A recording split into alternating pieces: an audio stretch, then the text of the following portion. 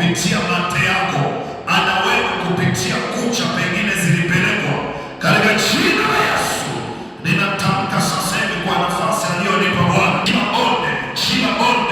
bonde waliponasa miguu yako, kila bonde waliponasa mikono yako, kila bonde waliponasa akili yako, kila bonde uliko ufahamu wako, kila bonde ziliko akili zako, kila bonde uliko uzazi wako, kila bonde ilipo akili yako, kila uvuli wa mauti, huo uvuli ni shetani amekaa pale juu, lazima achie leo katika jina la Yesu, katika jina la Yesu, katika jina la Yesu. Ninaita nafsi za watu zilizonaswa sehemu, ninaita afya, ninaita uzima, ninaita watu walionaswa kwenye bonde